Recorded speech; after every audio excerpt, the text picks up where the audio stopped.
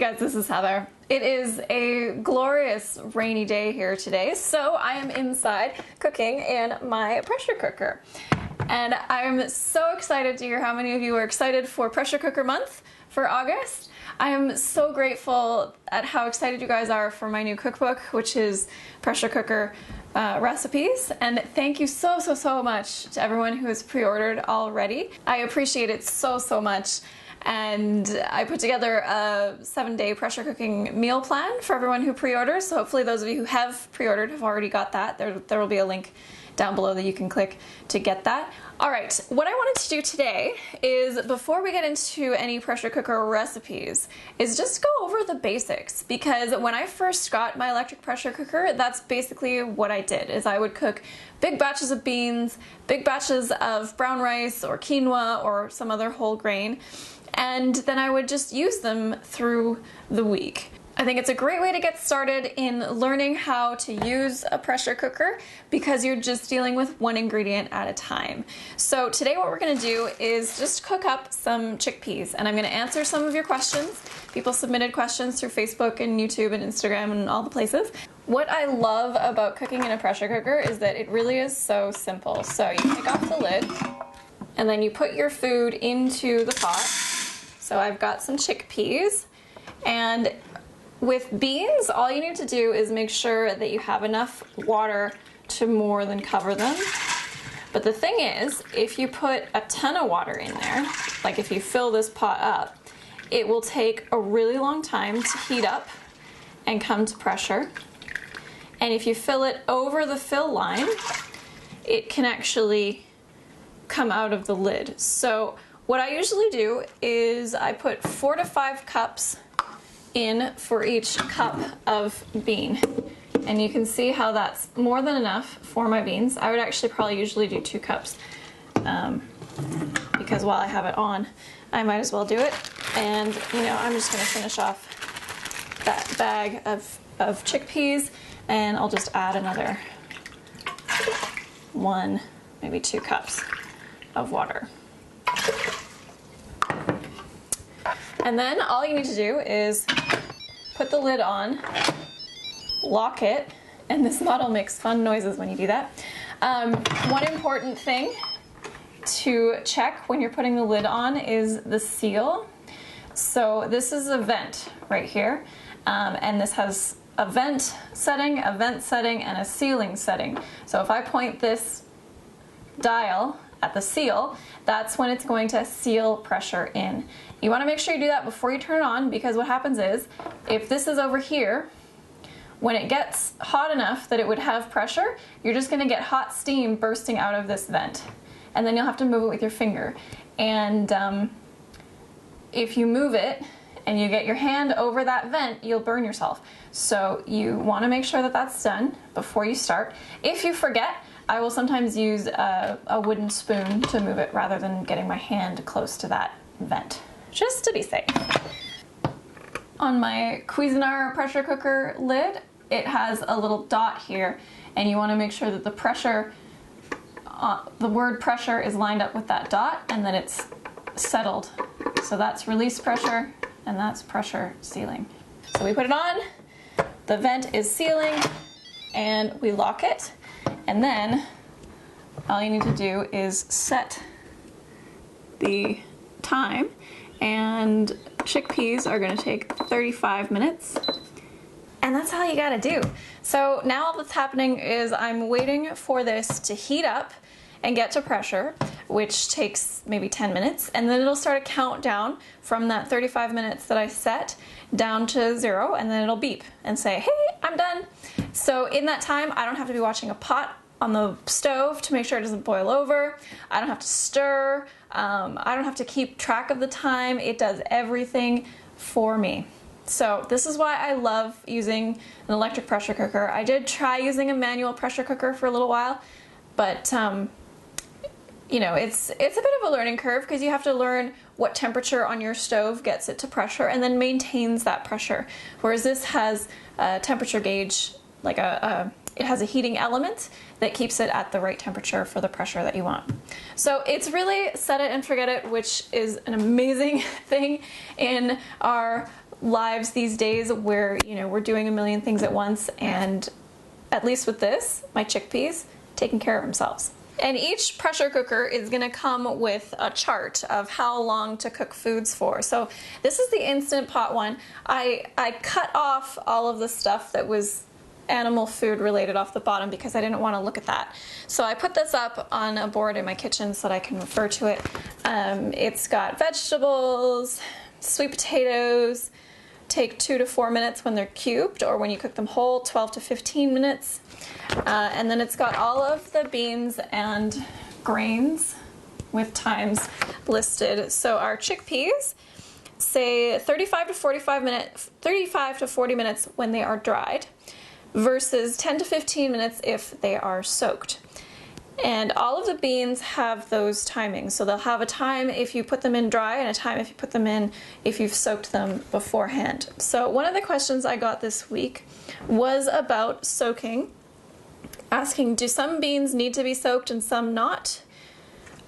So lentils do not need to be soaked, but all other beans could be soaked, but they don't need to be. What happens is you just have to cook them longer. So for chickpeas, 10 to 15 minutes versus 35 to 40 minutes. So if you have the forethought to plan ahead and soak your chickpeas, they'll be done super quick. If you don't, you just cook them longer.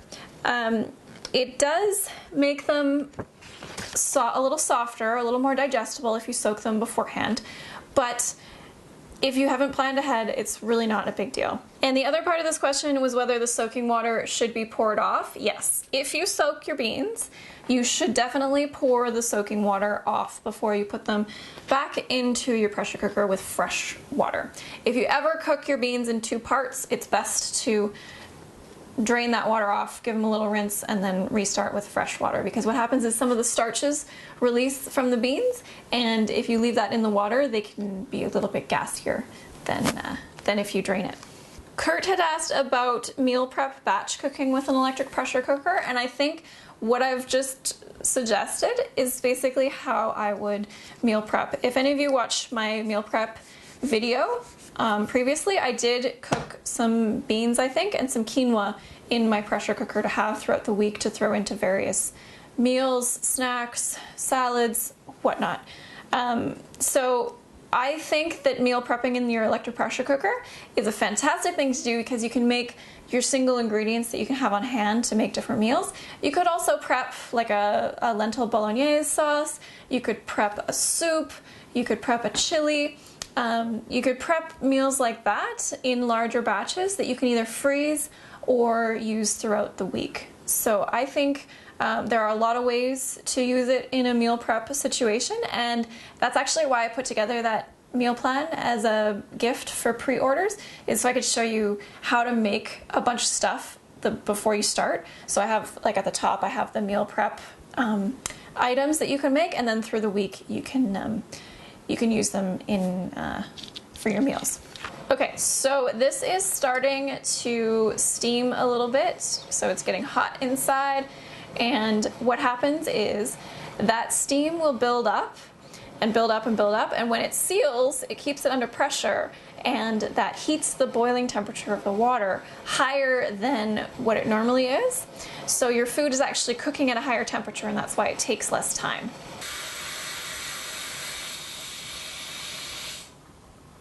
So now it's sealed, and now it's building up pressure. Okay, and then Holly asked, I am an on-the-fly cook for one, and have trouble justifying the purchase of a pressure cooker. Great question. So on-the-fly cook, that's me. I love just being able to cook chickpeas in advance and then have them in the fridge to use in whatever I'm making on the fly. Same with quinoa, same with brown rice. So I will come home from work and I'll be thinking about what to make for dinner, and often I would think to myself, oh, brown rice is gonna take 45 minutes. Let's just do some whole wheat couscous or pasta or whatever. In the pressure cooker, brown rice takes 20 minutes. And I often set it for 18 and then let it just fluff at the end. So that's actually doable while I'm getting vegetables ready, while I'm doing a stir fry or whatever else I want to have with my rice. So I find a pressure cooker actually makes it easier for me to do on-the-fly cooking because it's faster and because I can do other stuff while it's cooking. Cooking for one, also great to just have chickpeas in the fridge, quinoa in the fridge for the week. I have a 6-quart, which I find perfect for just cooking just for myself.